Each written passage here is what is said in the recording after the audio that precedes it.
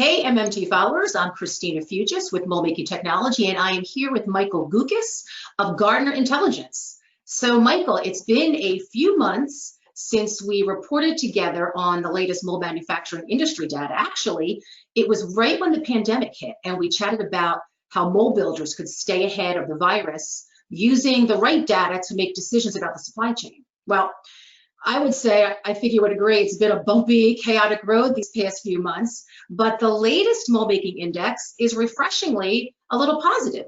The overall index reading for June is 47.2, and the index has risen over 17 points in 2 months. So can you do us a favor and spend a little time telling us what exactly does that mean? Christina, thanks so much for having me. And there is some good information that I do want to share with your audience in the mold making community. Because we have seen COVID now and how it has initially impacted the mold making community. And, we've come a long way already, which is really interesting in a very short period of time. And I wouldn't be a good economist, of course, if I didn't have charts and numbers to share with you. So let me share those with you now. When we look at the data between March and June, we saw that at the end of April 2020, the mold making index reported an overwhelming proportion of survey respondents noting a contraction or a slowing in business activity. And that includes things like new orders, exports, production, employment, and backlogs. And this, of course, was largely due to the economic shutdown of the economy in order to combat the spread of COVID. But since then, the index has reported higher readings in absolute terms, increasing, like you said, by over 17 points. And what the index is thus telling us is that we are rapidly approaching the point in which conditions are no longer worsening.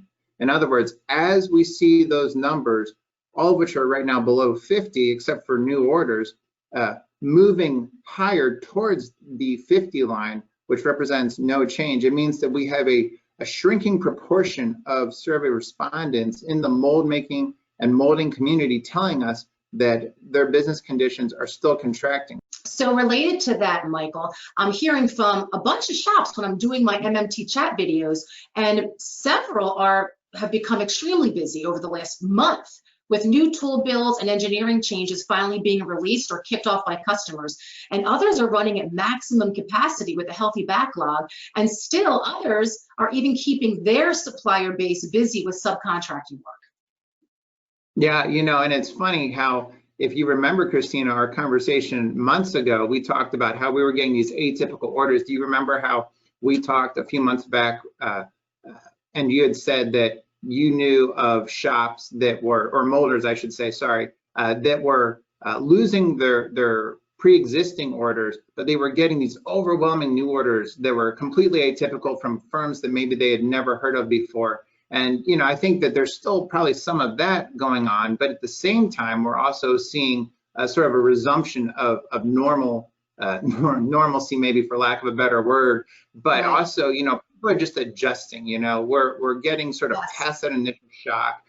In our own data, we're seeing supplier deliveries start to re-normalize. And like I said a moment ago, new orders was actually at a reading of 51 in June.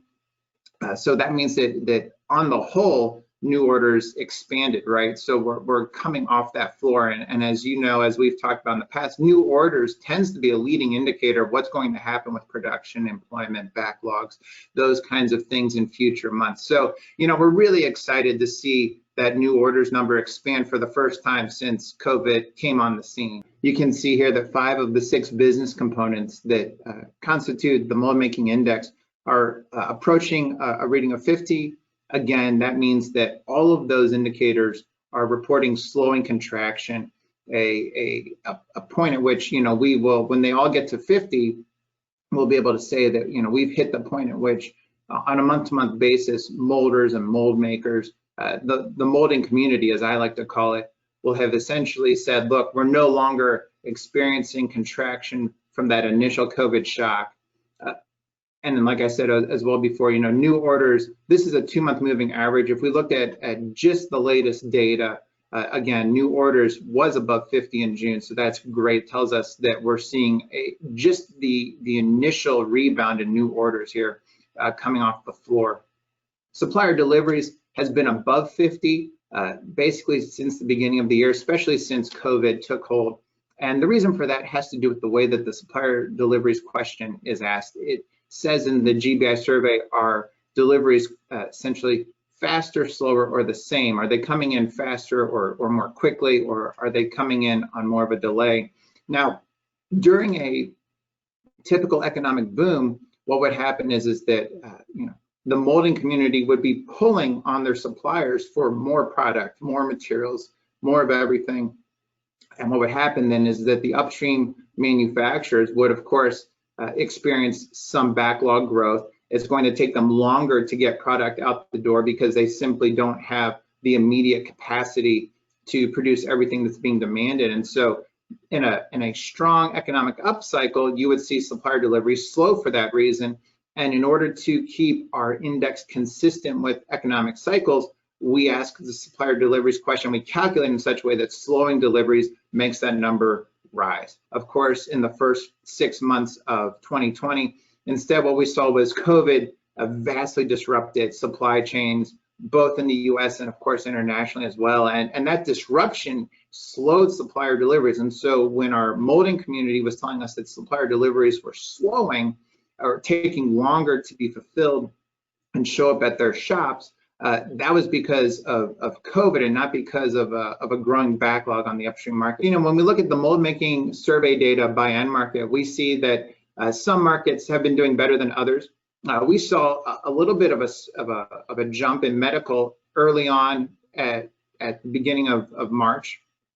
We've seen that kind of peter out since then. Interestingly enough, we've seen that electronics suppliers, mold makers in the electronics end market, have reported essentially some level of growth every month through 2020.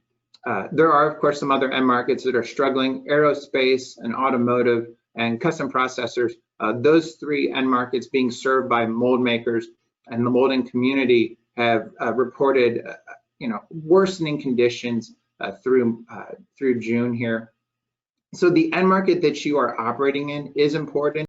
So I'm hearing quoting activity and order placement continuing to be strong for some mold shops that I am speaking with, notably in medical and consumer packaging industries, and especially those specializing in the more complex, higher tech mold solutions. And then the other thing too I would look at here is material prices and prices received. We use this as a proxy to understand profit margins.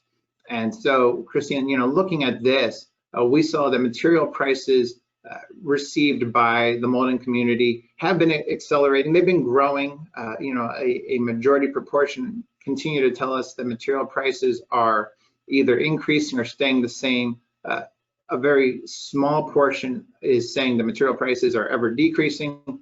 However, the prices received for the finished products coming out of the molding community, they've struggled during the first half of 2020, although we were really encouraged to see that on a 2-month moving basis, between May and June, we did see a little bit of pricing power. And so that will hopefully help with supporting margins moving forward. We don't want to see the prices received below 50, material prices above 50, because when that happens, that tells us that margins are being compressed. You're seeing higher input costs, while at the same time, you're seeing reduced pricing power.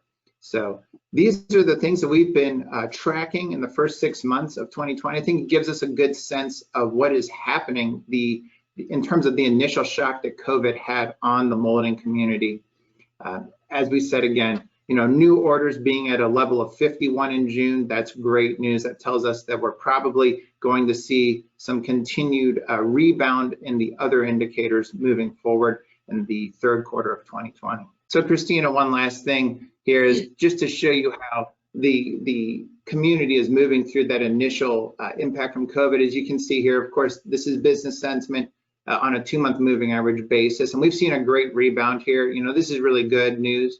Of course, what it means is that a majority of people in the molding community were telling us in the first quarter of the year that their outlook over the next 12 months was going to be worse than it was in February and January. But you know what? Looking at what has happened since March and April, we've seen this great rebound. We're back up above 65, which is good. That is sort of within the historical range of business sentiment readings. And what it means is that in the last 2 months, the molding community has told us that their outlook over the next 12 months has improved drastically compared to where it was just 2 months ago, right at the, probably the worst of the initial COVID disruption. I agree, Michael. They are feeling better about things. Even just the past month, I've spoken to several mold builders who have made significant investments in technology. They're purchasing additional machining equipment, automation, and inspection mostly, like 5-axis machining, graphite electrode machines, EDMs, robots, and CMMs, for example. Some to be more efficient, as they've had to learn to better manage operations with those aggressive lead times customers are demanding, especially those working on COVID-related jobs. But others are investing because of work they have now and work they see coming their way. I really believe this pandemic just continues to shine a light on mold manufacturing and what this trade can deliver, especially in times of crisis. MMT, we've shared stories of these amazing lead times mold builders have achieved to help bring necessary products and equipment to the front lines. And now, things are shifting a little, and now they're working with those same lead times on projects for products for people in the service industries as well. Which brings up the latest recurring theme as I talk to shops, and that is employee health and safety for those in the shop. In all my conversations, that remains the top priority and the concern. And here's an interesting tidbit related to that. Precise Tooling Solutions, who is Moldmaking Technology's 2020 lead time leader, so check out the June issue for their feature story and video. They're a diversified specialty manufacturer. Because they produce new injection molds, they do mold repair and productivity improvements, they do CNC machining, and they manufacture custom ergonomic workbenches. That's their 4 business units. They recently put their talent and skill to work to develop a durable, mobile, affordable shield that prevents the transmission of the coronavirus, particularly. And it's called the viral barrier. So they not only use it in their shop, but they're selling them too. So you can look up Precise Tooling Solutions for more information. I thought it was really interesting that a mold builder is getting into actually directly producing a product and selling it for that next step, right? In terms of the impact as people are back to work, how do we keep our employees safe? My last point to share before we wrap up is diversification. If the pandemic has taught us anything, it's that it might be time for mold builders to really consider rethinking their overall business strategy and consider some form of diversification to survive the peaks and valleys of this business, because as you know, when one sector goes down, another one goes up, and they need to be able to take advantage of that. Well, that does it for this mold making data report. Thank you, Michael. For more industry data, visit gardnerintelligence.com. And for everything mold making, visit moldmakingtechnology.com.